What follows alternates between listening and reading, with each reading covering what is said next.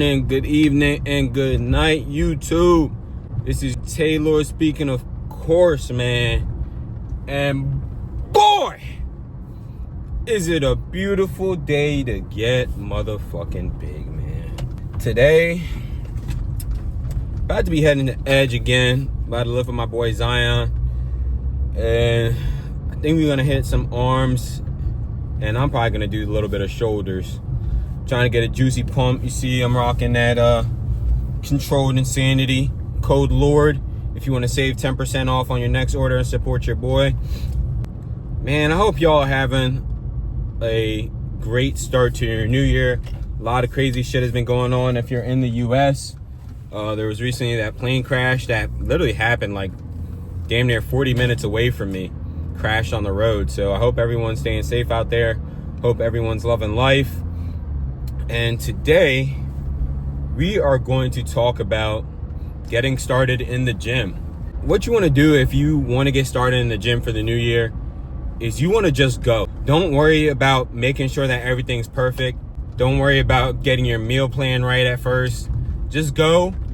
Get the anxiousness of going to the gym out of the way. So once you go, that fright of being seen by people and stuff is gonna disappear. After you go and you start to, mess around a little bit and learn. That's a nice ass motherfucking Honda. That's one of them fucking Fast and Furious cars. God damn. Once you go and you get a little bit more comfortable, then you can start to research and start to sculpt your frame and reach your goals. Now, it does help to have a plan going into it.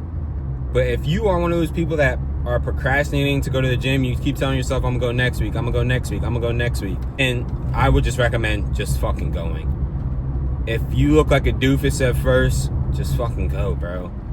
I always say, if somebody's judging you for being in the gym, they're in the wrong place, because everybody in the gym is trying to achieve the same thing. No one should be judging you while you're in the gym. Nobody should be doing any of that. Now, if you're doing some crazy shit, you're trying to do backflips, you're fucking swinging upside down on machines and shit, then you are going to get judged by me, and not only me, but by others as well. And that is on your ass. But if you're really just genuinely trying, then just go to the gym. Don't be afraid to ask people either. When I first started, I would just ask people. I'd ask people that look big, be like, yo, why are you doing this exercise? How are you doing this exercise? What does it target? Do your research. Just like with any topic, the more that you understand about it, the more that you research it, the easier it is going to be for you to grow and understand what you're working on. So I guess that kind of leads into the second part. You want to research. Look into the exercises that you want to do that are, I guess, the most optimal for growing that specific area. Now, I'm gonna run down a list of what I think are some of my most optimal exercises when it comes to chest, back, arms, shoulders, legs. I guess we could throw abs and then calves in there. But for chest, my number one exercise is definitely going to be the incline Smith machine. That shit is undefeated. Me personally, I prefer it over the dumbbell press, incline press, just because of the fact that with the Smith machine, you can load the weight on there however much you want and just get that pure stretch at the bottom and squeeze at the top and then go to utmost failure. You don't have to worry about a spot or dropping the weight, snapping your shit up. But to me, incline Smith is undefeated, especially when it comes to doing partials and whatnot. After that, I'm going to say either machine fly or cable low to high. Basically for the same reasons. I think I would probably pick the cable low to highs more, just because I love the pump that you get on the cable low to highs. Me personally, I never had a problem with the way that my chest sits at the bottom, so I don't really work on like decline movements like that. So I mainly just focus on like upper chest and like exercises that target my whole chest. All right, let's get into back. So for back, I would say obviously the number one, at least starter that everybody should be doing to like start their back days is pull-ups. So pull-ups for me is, honestly, you could do pull-ups and probably get a really decent back just off of doing pull-ups. There's going to be some exercises that you're going to be missing in order to for a complete back, but pull-ups will get you there to a decent degree. So pull-ups is number one. I'd say either it got to be a lat pull down, man. I love the lat pull down. I can't say that I would pick anything else over a lat pull down just to effectively target my lats, besides maybe a lat pullover. But yeah, I think I would go with a lat pull down over that. I think my second back exercise I would do is some sort of row, whether it be on the horizontal or vertical plane. I'd either do a bent over row or a seated row, so you can add some width. And yeah, that's what I would do for back. For arms, they're all kind of the same thing when it comes to your bicep movements. It's really just a plane at which your elbow is being flexed at. Now, if I had to choose two exercises for basically biceps, I would choose preacher curl and hammer curl. Preacher curl, get the long head of your biceps, and hammer curls basically kind of fills out your arms just because it targets that brachialis, and the brachialis goes right between like your bicep and your, I guess you could say your tricep. So it kind of expands your arm a little bit, and it gives you some beefy looking forearms, and then in the end beefs up your biceps as well. If we're going to triceps, easy. Tricep push down, tricep extension. But essentially, tricep extension targets the long head of your triceps. Tricep push down basically targets everything else. That's what I would do for triceps if you're looking to put together a routine. I would say for legs, you gotta have your exercises that focus on your calves, your quads, and your hamstrings. So for calf movements, obviously you could do a standing calf raise, a seated calf raise, and or you can use actually the leg press machine and do your calf raises on there. For leg extensions, for your quads, you can do either leg extensions. There's a lot you can do for your quads. You got leg extensions, you got squats, you got heel elevated squats, you have leg press, you got hack squat, you got pendulum squat.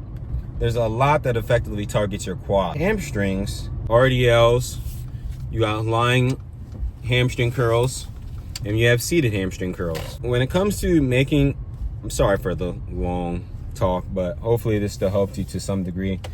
So when it comes to forming out your routine, you basically just want to look at exercises that you think that you're going to like and that you're going to have fun forming, and that you think that you're going to be able to do over a long period of time. Don't be intimidated by these exercises, but put something together, look up splits, and just have fun with it. So guys, we just pulled up. Oh, god damn it, he took my fucking spot. We just pulled up to the edge, gentlemen. It's gonna be some good work. I ate some steak and rice this morning, and then before the gym, like 30 minutes ago, I ate some peanut butter, some toast with some honey, 2 pieces. So we're fucking carved up right now. We're ready to get active. We got that controlled insanity on. It's time to get some money, baby. See, I'm not gonna lie to you, this is why I fucking hate coming to this fucking edge, bro. It's always fucking packed, dude. There he is right there. Look, he doesn't know I see him. I see him. There's that little boy. Sometimes you have to go beyond what you're feeling. Okay, this hurts, that hurts. We can just sit down and do nothing. Or we can see how far we can push the human body. There's people that are willing to go very far, and then there's people that are willing to go far further than that. That's it. And then someone is willing to go far farther than you. You have to decide, do I want to look at that as the new standard? Do I want to judge myself? The The best stories in life are comeback stories, big dog. We sat and watched our worlds fall apart right in front of our eyes. So this right here, what we got going on, for every hater who said we couldn't, every hater who said we were washed up, every hater, believe me when I tell you this, big dog, this comeback is personal. So tunnel vision that I literally did nothing else. I thought about nothing else. Nobody understood it. Some people have got something inside them. It's like burning something inside that you've got to do. You feel different, like you don't fit in. At least I did. Or what he does makes me look bad because I like to think I'm a hard worker. Right. I like to think I'm disciplined and hard. And then I see this fucking dude out there that's just making me look soft. Right. And so instead of just going, look at him, man, fuck yeah. A smart person will look at that person as fuel. See what you do when you're tired. We see how you push yourself. Come on, man. Get up. Get up again tomorrow. Get up again tomorrow. Get up again tomorrow. The next day. Get up. Get up. Get up. Get up. Keep going. How long can you maintain a positive attitude? Do more hard shit makes you do more hard shit. Yeah. Understand that you want it bad, so you're willing to put into work and do things you don't want to do. That's what makes you have that confidence, the mentality that I'm the type of dude to get shit done. There's no one on this planet that can stop me. I'm unbeatable. I can't be beat. I'm the best, and I know I'm the best. I will do anything to win, and I will not stop until. See these fucking cannons, dog? The military can't take these shits. Hey, yo. Fucking cannons, dog. And I don't got a license for these. And I don't have a license for these. Yeah. I want to be great. The mind's a medieval mother. It's constantly fighting against you. It's the only thing in the history of the world that shows up on time every time. It has the tactical advantage over you. It knows your fears. It knows your insecurities. It knows everything about you. It might be the only thing in that world that knows all about you. You gotta know about it. It's gonna show up when you don't want to show up. It's gonna show up at the worst time possible when you want to be successful. It's gonna say, take the easy road. Take the easy way out. You gotta learn your brain like your brain has learned you. I get a lot of questions. People asking me for help. So I ask them, what have you done to help yourself? Most of them say, I've been working hard. I'm all about being your own fucking hero. But I'm not about kissing your ass. In life, a lot of us believe that we're working much harder than we actually are. We think if we got up early for 4 days, we learned something. You gotta drop your entitled mindset.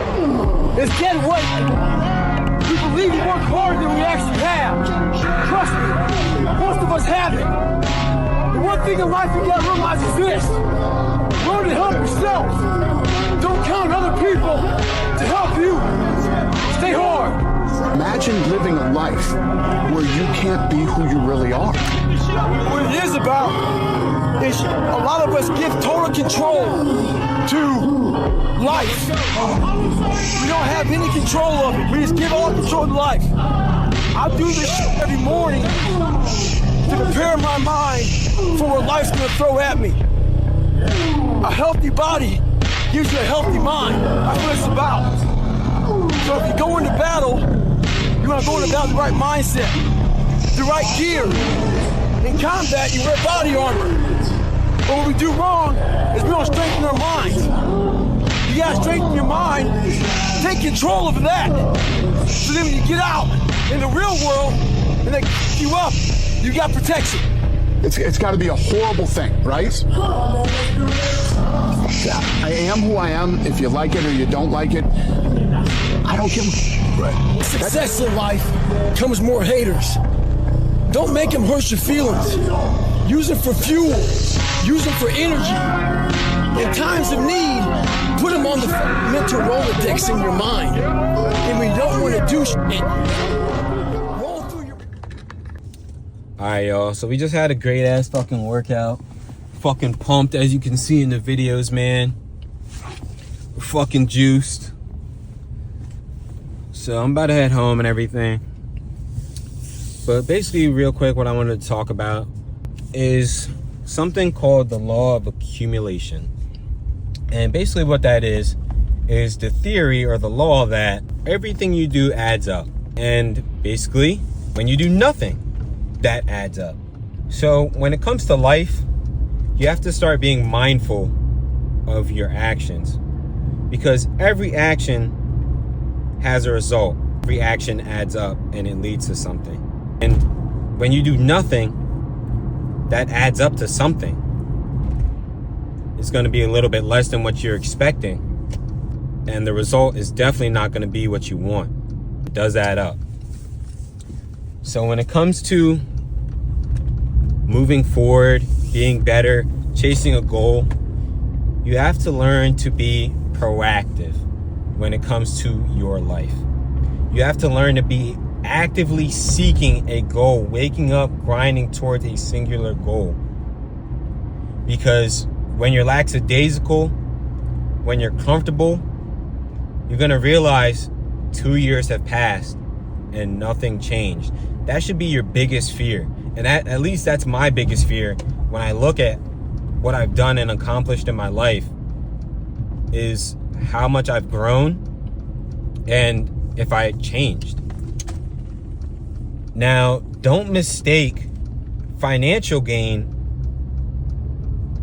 with succeeding in life. Albeit that may be a decent indicator, but there are people that are rich that are poor.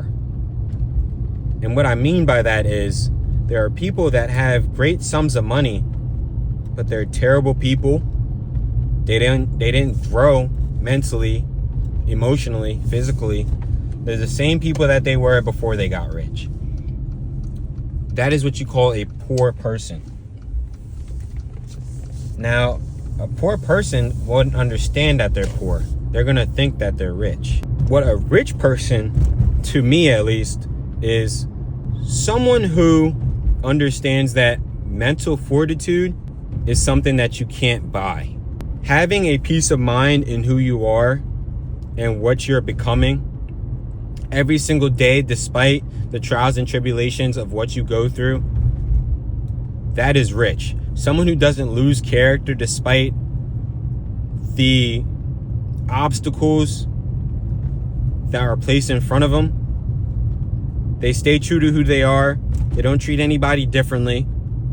They stick to their morals. That's someone who is rich.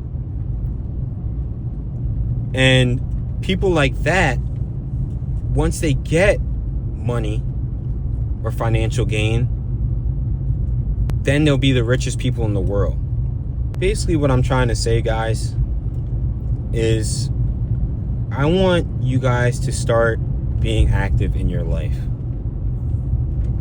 Don't just wake up and mosey around. Think about how you can be better. Think about how you can grow as a person. What parts of you can evolve more?